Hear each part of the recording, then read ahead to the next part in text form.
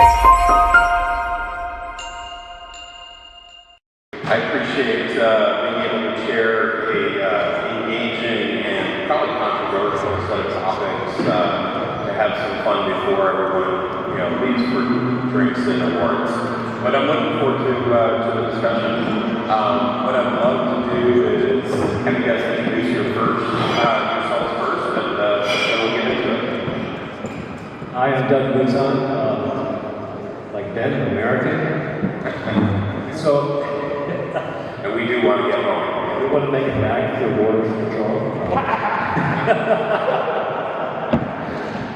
I'm a design and construction person. I was leading design and construction for Jacobs Engineering before I went to Microsoft to lead the design and construction program from 2014 until 2020. Then I moved on to Meta and the R&D side to help with the year efficiency to reduce cost and help adjust the design to accommodate both air and liquid cooled loads.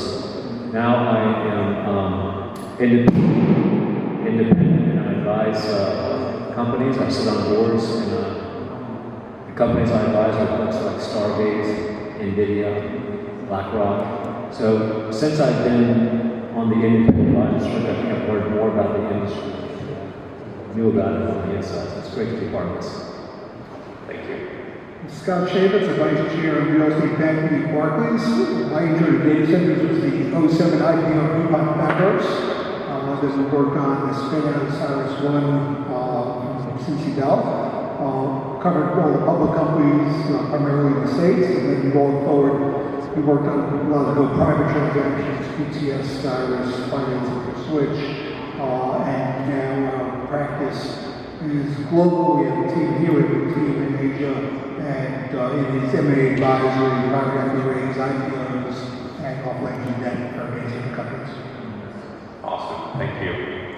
Well, let's get started. And what I thought we'd do is frame it up around public-private partnerships to start the conversation off. And when we look out at the market, that public-private partnership concept is evolving fairly rapidly. Not just around the world, but within the United States. Traditionally, we saw things like the fibre industry being incented to build out into rural America and develop infrastructure. Now we're looking at municipal, state, federal, even global players come to the market across all aspects of the digital infrastructure landscape. And evolving on different policies and thought processes.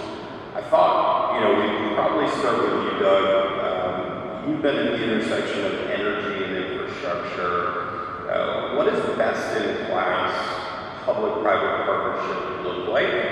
And especially when you put it in context like clean power and digital infrastructure like the data center market. That's a heady question. I'll give you an example of what it could look like. I don't know that we do it well. Let's just start off. Okay. And I think P3 has kind of a checkered past. It generally lines up winners and losers, and the third guy in line can make money on the deal.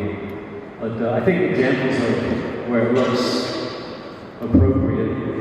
I'll give you an example of what we're doing in West Virginia right now. We work with the legislation to say, hey, can you help us find land we can make available on fee simple interest for hyperscalers? Can you help us with tax exemptions so we can make it advantageous for people to come to your state? Can you help us with the regulators so that we don't get downstream of the utility to spend 3 years in an interconnect study and then 7 years into infrastructure improvement? Can we create island power? So I think with the right disposition in government leadership, I think it can work. So it's early days for us, but we certainly are seeing some pockets of positivity in that space. I mean, Texas obviously is open for business. And I'd add one more thing, and that is on the public-private side. I know that we're going through administrative change, and that's what we're talking about. But some of the biggest things, like pathway to hydrogen, how do we create other renewables? There's a lot of deep tax code in there that was put in place in the last administration. And doing the rounds like in DC and talking to legislators, they're smart enough to know that, hey, these tax incentives that create a way for industry to thrive in their states, it's really apolitical. It's good for these local economies. So I think there's a pocket of goodness out there. And given the, non-political, more economic goodness, are there models to look at other industries, government sectors that the digital infrastructure landscape should be thinking about? I'll cite one. You look at the rise of China and its industrial might over the last 30 years, and they apply both capital but policy to develop resources around the chemical industry, resources around automotive. The digital infrastructure have that same opportunity, and our government entities like the state of Texas in a position to, maintain an economic advantage for long term because of it. I think that's right. I mean, those states that really want to create a platform for economic development are doing that in different ways. Obviously, ERCOT, that's our local utility in Texas, is not regulated while the rest of the country is regulated. That's why we see Stargate within, and that's why we see a lot of openness to combined cycle gas generation. That's a whole other topic. What do we do after we create a bunch of on-site power? But I'll stop there. Scott has some. The other thing I'd add to that is right now there's a deregulation overlay that may or may not be helpful. I think that the users want clean energy. Their customers want to hear that you're doing that. And the incentives for that are being pulled away. And so the good news is this could all change in 18 months, right? Midterm elections, if we hit stagflation, then it could all change. And what I'm worried about for the U.S. economy is just everyone's stuck in the mud. No one's going to open up a new plan because the tariffs will be done. And so if we have that sort of, that's a gift to Europe, right? Europe's able to march ahead. But right now, certainly across the board, regulatory issues, everyone feels a heck of a lot better in business that the economy's not around. But in terms of how it affects the data centers, that's a great answer. Scott, just piggybacking on you for a minute, how are financing models adapting to accommodate cross-sector public-private partnerships, if at all? Well, the biggest change in terms of the financial model, I joked that Liberation Day was, was liberation for only junior bankers who got to run the private for the first time because everything got stuck in the mud. So right now, the overhang for all of it, the market's really coming back. So everything shut down Liberation Day. First markets opened up for the investment grade bonds, and then it started to ease up across the board. We did a fibre ABS 2 weeks ago. And so folks are sticking their head back down. The equity markets are back. In terms of M&A activity, it take a little bit longer because people want to get their arms around what's the new normal, is there a normal, how do you underwrite that? But the public-private partnership, I think that no one is going to redo their models right now, and I think that stays for the next year. Makes tons of sense.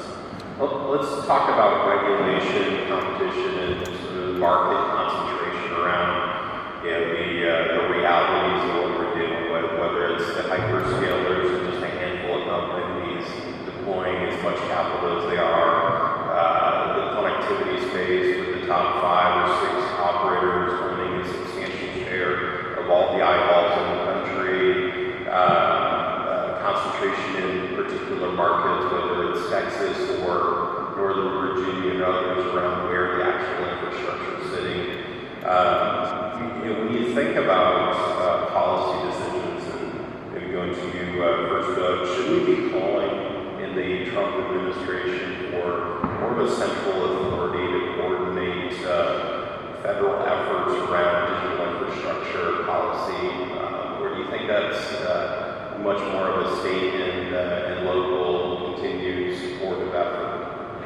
That's a great question. The good news is for America is that the big tech giants are redundant. They're driving the market there. I think DeepSeek did a lot to galvanize the U.S. Focus on not losing the AI war. And I think things like Stargate, with the endorsement of the executive office, really kind of help make that important. So I think that's one aspect of it.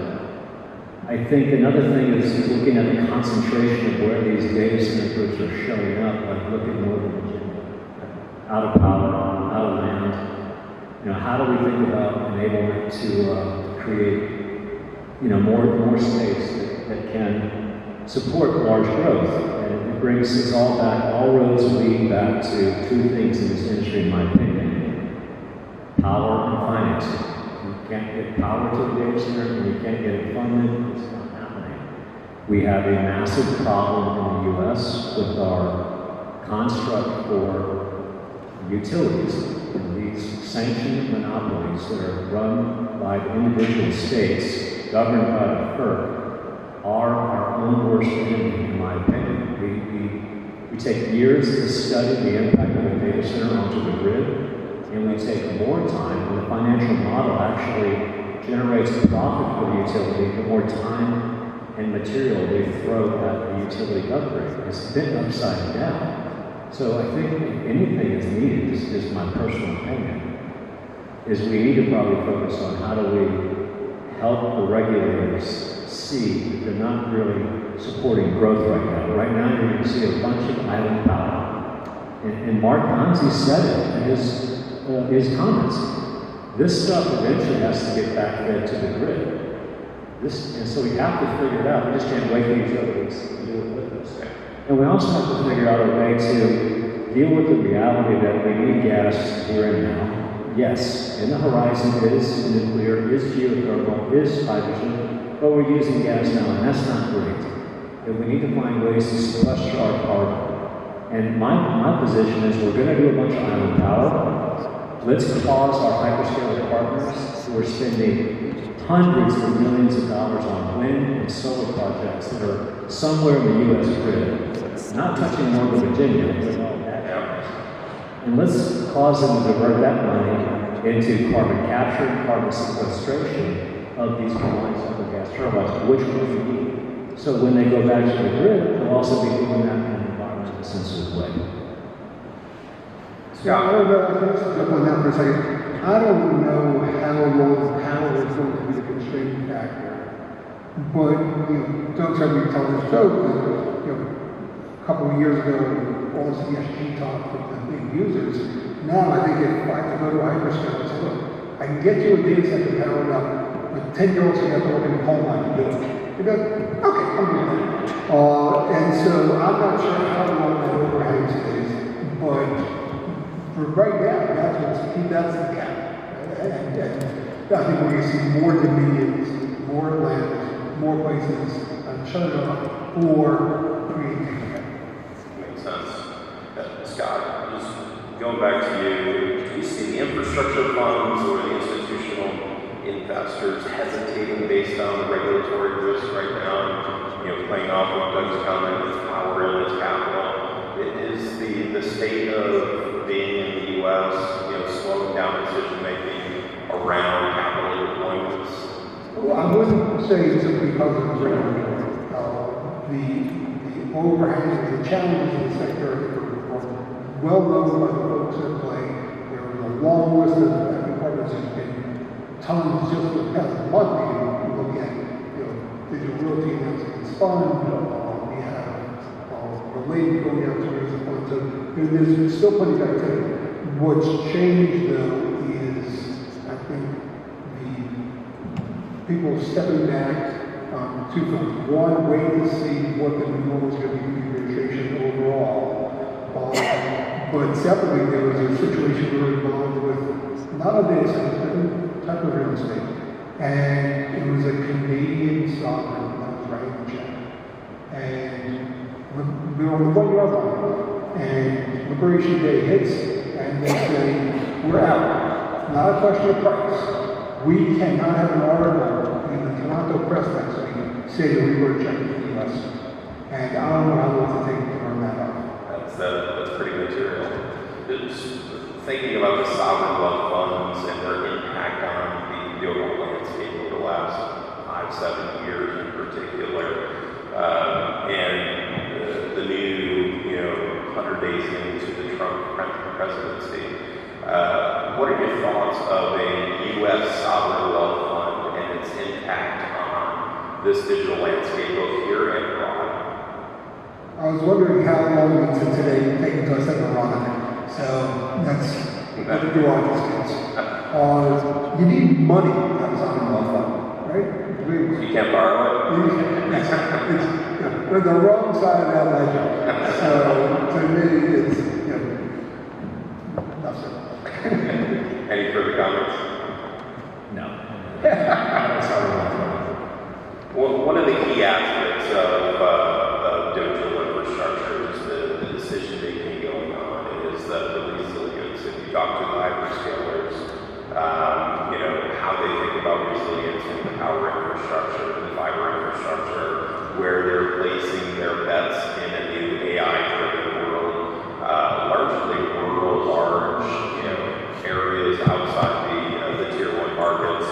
But one aspect of resiliency that comes into play, it's got a lot of noise going on around is cyber attacks. How do you guys think about resiliency in your particular aspects of it, whether it's capital or planning aspects? Maybe Scott, you can take it first, or Doug, you take it first.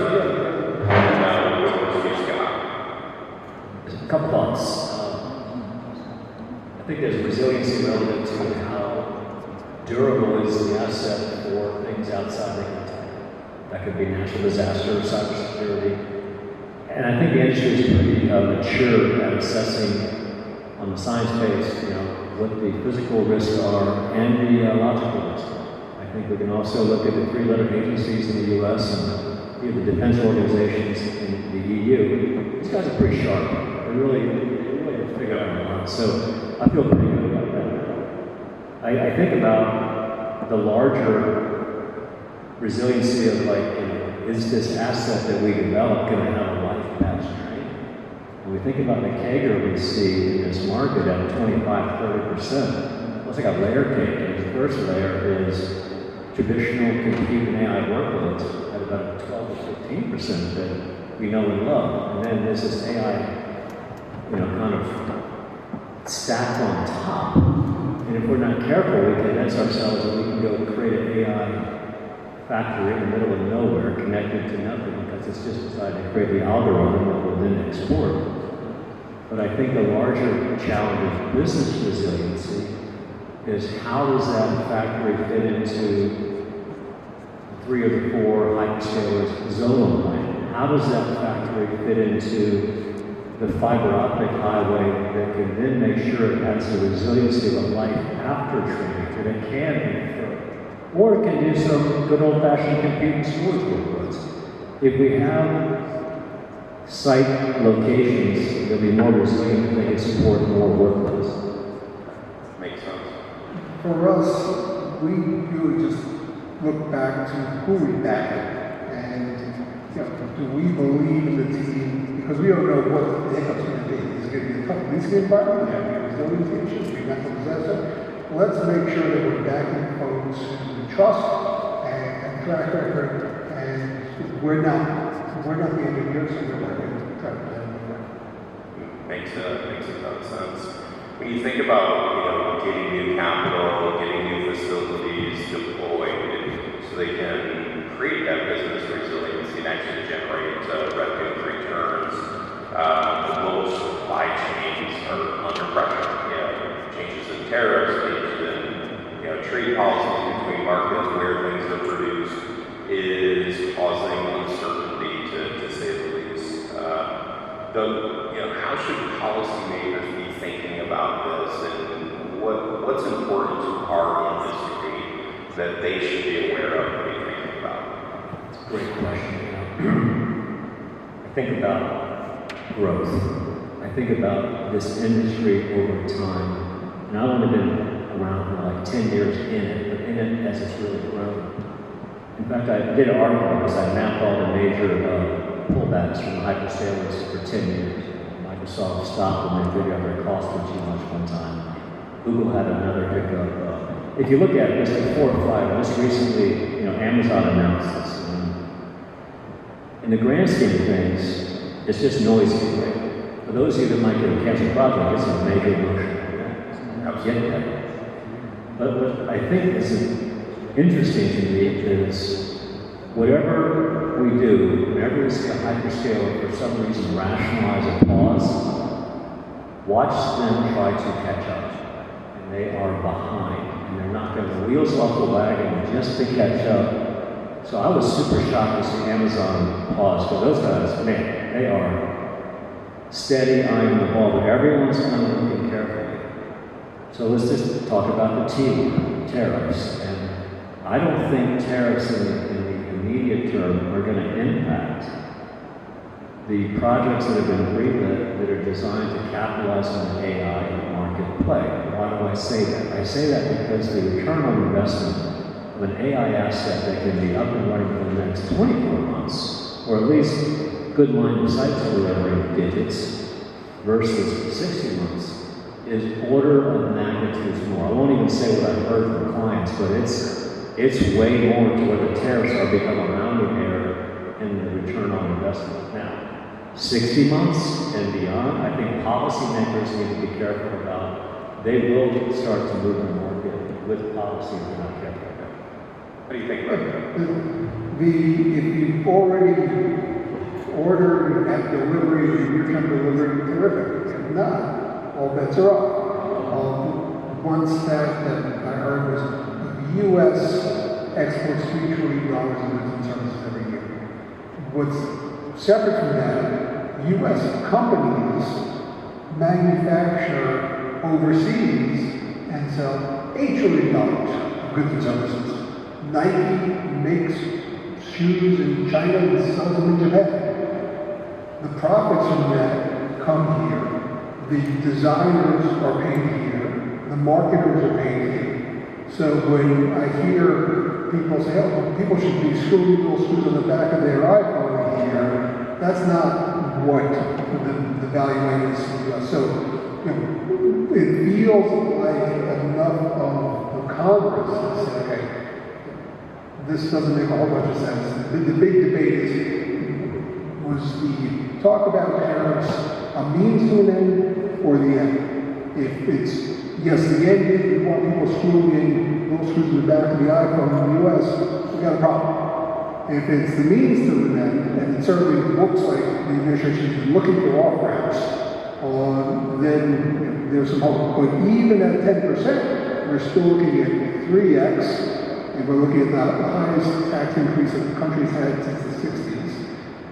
So right now, near term, they're saying that the increase is being absorbed by the companies, by the manufacturers. There's still enough uncertainty as to how this plays out that it's not like a motion. How do you guys think, and feel free to either jump in and answer, about the difference between the AI factories and the next generation players out there versus the hyperscaler investment in AI and the 12 to 15% predictable, almost certain growth that they've demonstrated over time versus the lifespan of a new GPU as a service AI and the risk reward of backing those different plays. Does that make sense? Let me try. You tell me when I'll try. Sure. What I've observed is, with all the growth we're talking about, the data center play is pretty sticky. If you're a colo provider and you get a hyperscaler taking a 10-year lease, try to get them to migrate their workloads out of your data center. That's a major motion, and they don't do it well. And they don't do it well because they're facing a demand curve that says, I can't worry about optimizing what I have and refreshing or getting out of the data center because I want to negotiate some better deal. It's all hands on deck to get more capacity. So I don't think the hyperscalers are really in a position to get really, obviously they're great negotiators and they're going to try, but I think in principle, you want to play chicken with them, they'll probably workloads in terms of migrating loads out of your data center. So do I think they're going to start ripping out 100 and 200 level chips from NVIDIA in favor of a Blackwell or a Rubin one day? No. I think they'll just add more data center capacity and get those guys cooking. And guess what? If all my workloads go to this super fast flop per second model, there's probably a secondary market for these other, GPU servers or even, CPU servers. I think what's happened now with the technology roadmap going from 3 to 4 years, we're seeing an end of life on servers. Now we're seeing technical irrelevancy happening in 12 months. And I think it's going to force us as an industry to have a different financial model. And it only limits our imagination in terms of how we solve it. Yeah, I think I'm on the same page. A line I heard was that the GPU as a service models, it's not a business plan, it's an inventory arbitrage. And on the other side of the table, I think back to the IPO coupon papers in 2007. Part of that portfolio was built in the 90s. Those buildings are still data centers. They're not good ones. They're not efficient. They're there. They have tenants. They have access to power. They have fiber. And so the longevity there has proven itself over decades. GPU as a service, mostly. So as we wind down, I'll ask one question as well to the audience. I always like to think about where the puck's going. And in the landscape that we have, that's fairly unpredictable at this stage in a lot of fronts, but frankly, ripe with more opportunity than we've ever seen in our lives. Where do you think the puck is going? That's a great question. I think, like I said earlier, the power and financing is where the puck is now. What I think about is the unknown consequences or the unknown dynamics when we get to real at-scale training workloads. If you really listen to your CTOs out there and the interface with NVIDIA, the behavior of large language models to the power source is unkind. It's like people stomping their feet in stadiums. And it's creating challenges because it wants a huge, I'm not a technical guy, so it wants a capacitor, it wants something to even out the flow. And the more we do on-site power, these combined cycle gas turbines, nuclear, they probably all want a steady work. So I think what's ahead of us, where the puck is next, is really managing some unpredictable workloads at scale and solving a technical problem. That's great. Make an SMR that works that people can buy. The first time I was told by a data center REIT CEO that nuclear was where it's all going, it was a decade ago. He said, "Watch, a decade." Now I talk to CEOs and say, "Yeah, in a decade." So that's the consistency is remarkable. But that's what that's the only answer. SQL ships, we're not getting agreements. And so, but I don't know how many moms and pops are going to say, "Oh yeah, that's fine. Go over to something in my backyard." Not in my backyard. I think we'll hear a lot, but I am wholeheartedly actually agree with you. We had a question in the audience. Yeah, there's no mic, I'll just try and project. I had two questions. The first question was, based on the tariffs on Liberation Day, have you guys got any insight into how much the build cost of building a data center has gone up? Because I've heard some numbers, so I was just curious to hear what your perspective is. And secondly, with obviously the way politics are playing out, populism, nationalism, we're starting to see a bit of kickback against the US hyperscalers being large providers in Europe and European countries. Do you guys have a perspective on that? And do you think there's going to be European hyperscalers or French and German and British? So how do you think that's going to play out with the whole nationalism and hyperscale? First I'll start. Someone brought to me the other day when the internet first got going, it was Clinton said to U.S. businesses, "Go out," and Europe said, "No, that's not how we do things." And that let the U.S. run far ahead. Is that distance too far to catch up? Maybe. So I'm sure I don't know. In terms of your first question, on that point, let's say that you are 10% across the board tariffs. What percentage are you buying overseas? And so how much is the land cost, et cetera. So it's funny, I have been sat down with my clients to calc out how much, when they put a shovel in the ground in a year, how much more it's going to cost. Because right now, all I hear is, don't worry, the next 2 years, the stuff already paid for, it's already in the boat, it's all good. But I think it's, maybe you have to check that. I mean, on the first question, most of us in this conference are really serving the hyperscale customer. I think it's important to understand the hyperscale customer TCO model. And if we think about the total cost of ownership, it's all on the servers, And even more so, if we're going to turn, right now the model before AI really came on us, we could expect a data center to last 25, 30 years. We'd expect to get 3 or 4 turns of servers, more likely 3. And then when you add the TCO up, the DC itself, the land, the power, everything might be 25% of that. So if we look at that 25% resultant number, maybe half of that, around 12%, is the equipment itself. So if there's fluctuation in that, in the overall cost of doing business with a hyperscaler, that's in the noise for these guys. In my opinion. Now, for the colo provider who's negotiating a lease, it's a major emotional event because they're trying to get that best rate, and those are material because now we're talking about 50% of cost basis, and equipment could be impacted by tariffs. I don't have anything to add on the first one. On the second one, I'd just say the moat is fairly substantial in the current hyperscalers versus a European competitor coming in and taking share, even though I firmly believe that you're spot on. Like, there's blowback and there's going to be structural pushback on the hyperscalers.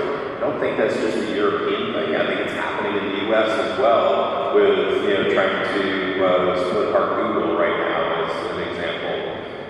So there's a lot of headwinds, but there's a bigger set of tailwinds going on, and their moat is pretty substantial amount of capital and reach that they have in terms of billions of people with, frankly, just great products that actually do what the world needs for the moment in time that we're in.